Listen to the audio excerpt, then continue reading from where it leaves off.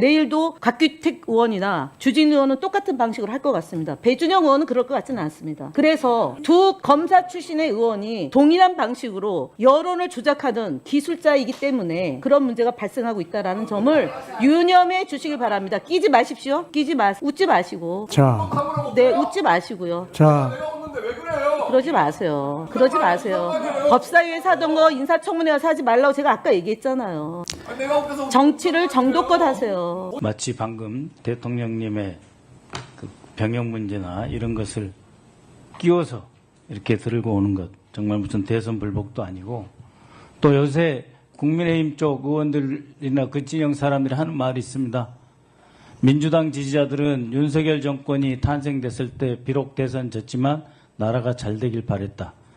그런데 국민의힘은 대선에 지니 대선 불복의 마음으로 이 정부가 정말 잘 되면 어떻게 할 거냐를 걱정한다고 하는데 사실이 아니길 바랍니다.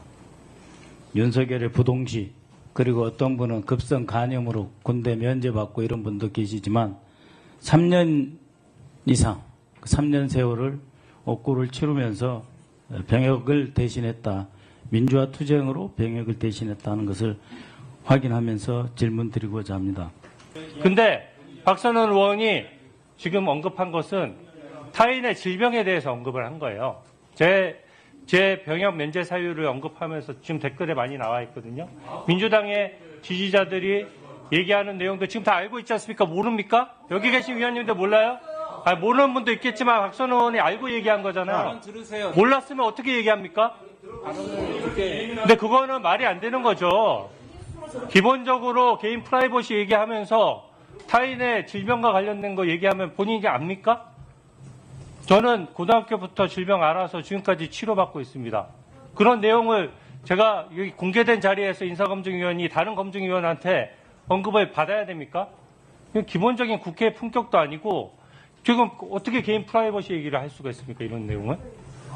기본적으로 아무도 몰랐다고요. 그러면 급성 간염이라는 표현을 왜 했습니까? 이거 몰랐어요? 몰랐으면 박선호 의원 모르고 얘기한 거예요? 제 얘기를 언급하신 거죠? 아닙니까? 사람에서 이거 사과해야 될 사안이고요. 타인의 질병에 대해서 아무리 국회의 품격이 떨어져도 남이 치료받고 있는 내용에 대해서 그렇게 할 수가 없는 겁니다.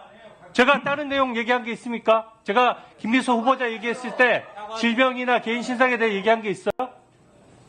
정확하게 사과하시기 바랍니다. 박선원 의원님, 본인이 그걸 우리 청문위원을 공격하기 위해서 한 발언이라면 해명하시고 사과할 필요가 있으면 사과하시기 바랍니다. 잠시 시간 드리겠습니다. 사과할 필요가 없다고 봅니다. 저에 대한 언급이 아닙니까? 말씀해 보세요. 저에 대한 언급이 아니에요? 아니면 아니라고 말씀해 보세요. 손으로 그렇게 할 거예요? 사과하세요. 본인이 얘기한 게 훨씬 더 심한 겁니다. 최소한의 어떤 기준이 있어야 되고. 저는 기준이 있습니다. 급성 감염은 나는 빨리 치료돼서 군대 가는데 전혀 문제가 없을 거라는 제 나름의 판단이 있습니다. 아니 내가 갖고 있는 의료 상식이에요. 자, 그렇기 때문에 내 눈에 있는 들보를 보지 않고 남의 눈에 티끌을 가지고 지적하는 의원님들 하지 마세요. 의원님들 조용히 해주시기 바랍니다. 국정 비전과 우리 대한민국이 어떻게 가야 될지 정책에 대한 자, 박선원 검증하세요. 의원님. 아까 제가 순자산 증감액 이 표를 보여드렸는데 숫자가 틀렸다고 하셨는데 제가 여쭤본 건 뭐였냐면 이거 묻는 거예요. 2024년도를 여쭤봤거든요. 그래서 제가 혹시 제가 틀렸는가 봐 한 번 더 점검을 해봤습니다.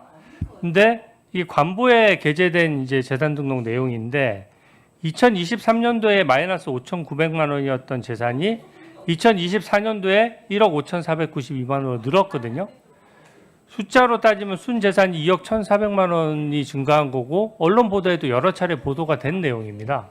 이게 어떤 부분이 틀린 것이죠? 제가 아까 2024년뿐만이 아니라 저기 가상에서 그려놓으신 전체 그래프가 틀렸다고 말씀드렸습니다. 근데 그게 지금 재산 등록한 거에 전에 거랑 그 다음에 거를 계속 차액을 계산해서 올린 것이고 실제 보도에 많이 나왔지 않습니까? 2020년도에 등록했을 때 마이너스 5억 7,800만 원이다가 저 그래프는 예.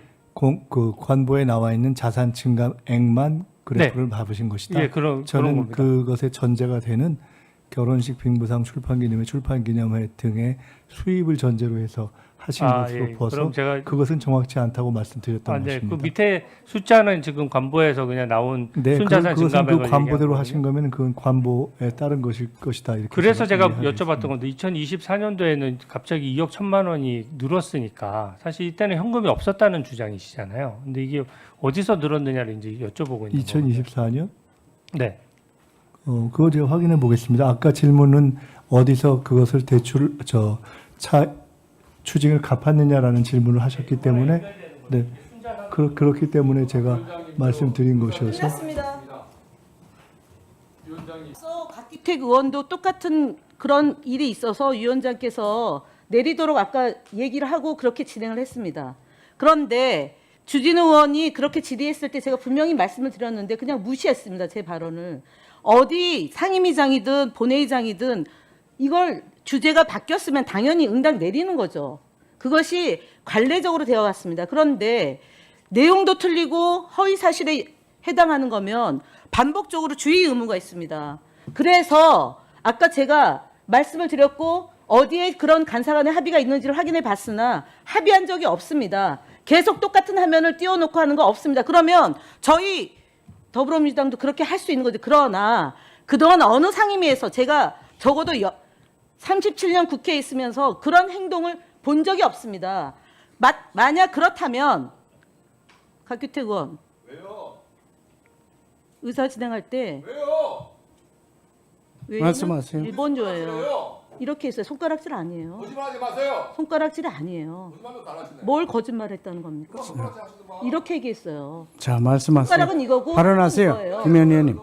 발언하세요. 손이에요. 손가락질 안 했어요. 되는 게 없나 본데 그러지 마시고요.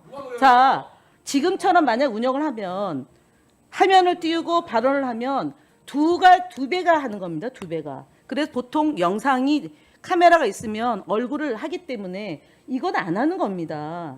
그런데 계속 띄워놓고 말을 하면 곱하기 2가 되는 거죠.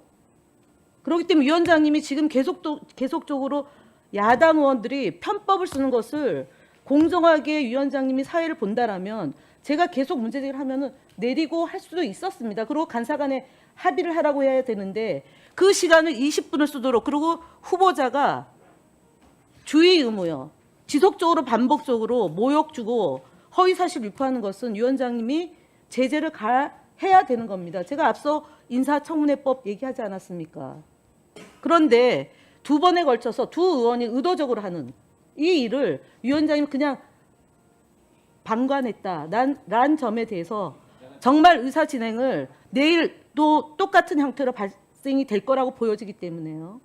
내일도 박규택 의원이나 주진우 의원은 똑같은 방식으로 할 것 같습니다. 배준영 의원은 그럴 것 같지는 않습니다. 그래서 두 검사 출신의 의원이 동일한 방식으로 여론을 조작하는 기술자이기 때문에 그런 문제가 발생하고 있다는 점을 유념해 주시기 바랍니다. 끼지 마십시오. 끼지 마세요. 웃지 마시고. 자, 네, 웃지 마시고요. 자, 내가 없는데 왜 그래요? 그러지 마세요. 그러지 마세요. 법사위에서 하던 거 인사청문회 가서 하지 말라고 제가 아까 얘기했잖아요. 아니, 내가 없어서 정치를 정도껏 하세요.